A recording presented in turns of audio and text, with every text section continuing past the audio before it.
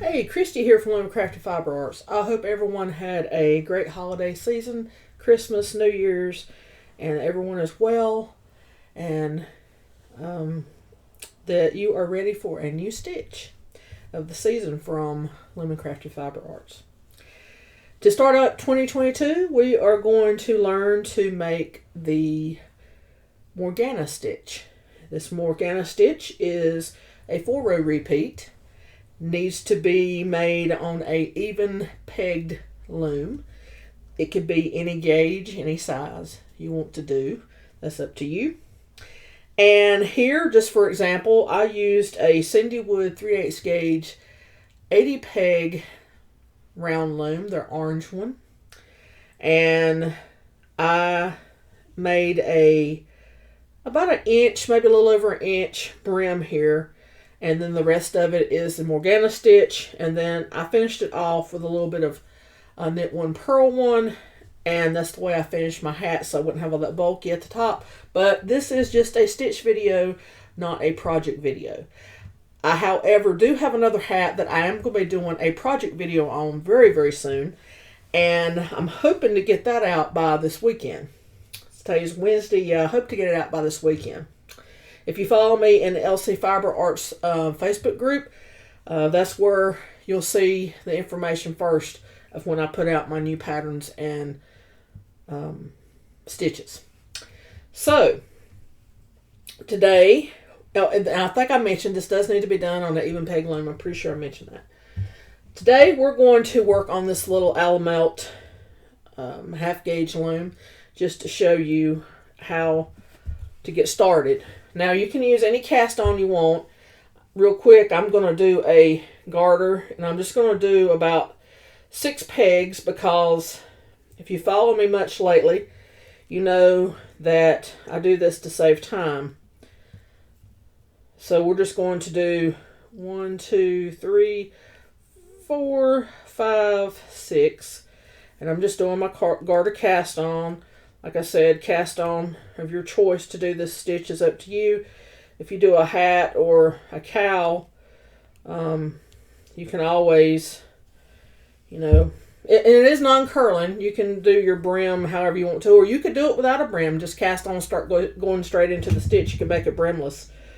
That's a nice option with this stitch. So, to get started, let me get these last couple of pegs here finished with my cast on.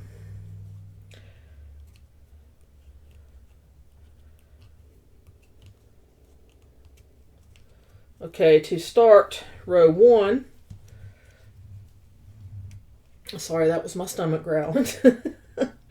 Okay, if you heard that. We're going to start the first row with purl overs. And I use purl overs a lot in my patterns, but I make mine with E-wraps most of the time instead of a flat wrap. So what I'm going to do is I'm going to start with peg 1. I'm going to start with peg 1 because if you're working it around, you're going to be going, all the way around the loom using all the pegs. And what I'm going to do is I'm going to show you these few pegs, and then I'm just going to do a visual of wrapping it around so you'll know that we've done the whole supposedly round and start on the second row. So that's the way we're going to do it. And I've done a lot of my videos lately that way, and they work just fine. I haven't heard anybody complain. Okay, so we're going to do an E-wrap, and we're going to scoop up from the bottom and then pull down that loop and flip it over. That is the way I do a purl over. And let me adjust something here just a second. It seems like my focus is off just a bit. Okay. Now, we're going to come from peg 1, and we're going to wrap around the back side of 2 in an E-wrap knit stitch. And we'll be using all E-wrap knit stitches in this pattern. We're going to skip up from the bottom, pull that loop down, create a new loop, flip it over, and just lightly snug it up on the peg. You don't want to snug it up too tight because it'll be hard to flip over the loops on your next row. Now, I've mentioned this before. Whenever I do purl overs, I hold my working yarn between my middle finger and my pointer finger. And I just lay it there loosely. I don't put a lot of tension on it. And sometimes I might even push my hand down like this when I start to flip my loop over so it won't pop back off. So we're going to wrap it back around. I'm holding it again like this. And see, I'm pushing it down, but I'm not putting any stress on it. You see, it's very loose. And I'm going to pull up toward this loop and pull it down. And then flip it over. And see, now I've got this control over this loop, working that working yarn. And then I tighten it up. So we're going to do that all the way around the loom for row 1.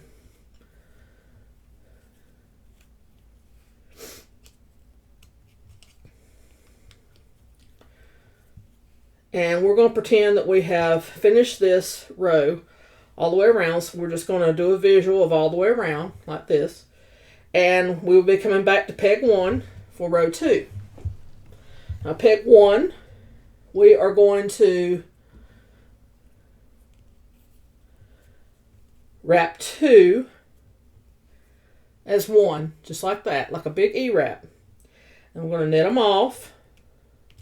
1, 2, and then we're going to purl the second peg. Okay, let's do that again. So we've wrapped number 1 and 2 pegs. We're coming from number 2, going to 3 and 4,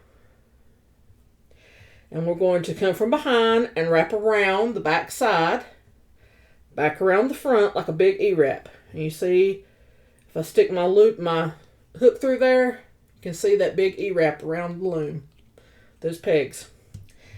And then we're going to knit them off. And when you knit them off, knit the one off first where you've wrapped around and it's closest to your working yarn. If you knit this one off first, it's going to be tight. So knit this one off first, closest to your working yarn, just like that. Then knit this one off. Then we're going to take our working yarn, lay it between those 2 pegs, facing you, toward you this way. And then we're going to purl the second peg. Okay? And we're going to put that new loop back on the peg. So let's do that again. We're coming from peg 4, going to 5 and 6. We're going to wrap around the back side and the front. Remember I said flip over this one first. So we're going to knit off that one. Knit off that one. Take our working yarn, put it between, and purl the second peg. And regardless of where you're where you're working toward the left or the right, you will always purl the second peg in the direction in which your working yarn's going. So that's your second peg. And put that new loop back on. Okay, that's row 2. Now we'll pretend we finished that. You'll do that all the way around the loom. And now we're going to go back to peg 1. And we're going to knit 1, purl 1. Remember I said we use all E-wraps, so we're going to E-wrap 1, purl peg 2. And we're just going to alternate all the way around the loom.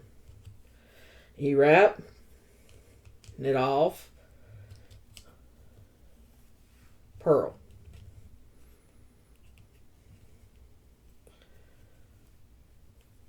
And then we're going to E-wrap, knit off, and we're going to purl. So we're going to do that for row 3 all the way around.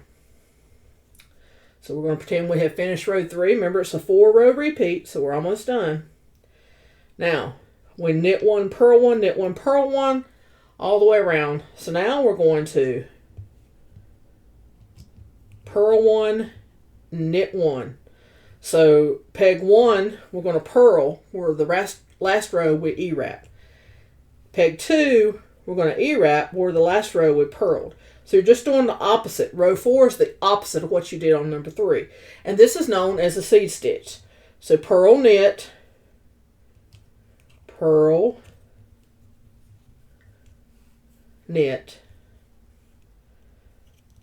purl, knit. I have actually used this stitch before. I meant to knit that off. But I've never released it. It's been one that's kind of been sitting in my books and I hadn't released yet. So that is all there is to the Morgana Stitch. And you will get this nice textured, fairly dense fabric. And I have had some questions asked of me about the flat panel, and I will check on that a little later on. I don't have time this week to look into it, but I will see what I can do about a flat panel later on, because that would make a really pretty blanket. Okay, so let's recap. Row 1, all purl overs, all the way around the loom. Row 2, wrap 2, knit off, purl second peg. Wrap 2, knit off, purl second peg. All the way around. You're working in 2 peg pairs for the second row. Third row, you come back to peg 1. You're going to knit 1, purl 1 using the E-wrap knit stitch. Knit 1, purl 1, knit 1, purl 1, alternating all the way around. Row 4, you're going to do the opposite of row 3. You're going to purl 1, knit 1, purl 1, knit 1, purl 1, knit 1. And that's it. So, I hope you enjoy this stitch. If you make anything with it, please let me know. I think this will make a very warm hat too. You can kind of stretch it a little bit, and you can see my finger through there, but it's not. It would be a nice warm hat. I hope my son likes this one. I'll see if I can't get pictures of him with it on when he comes home Saturday for his birthday. He'll be 29. So, that is it for the Morgana Stitch. I hope you enjoyed it, and I will talk to you all later. Have a great day. Bye-bye.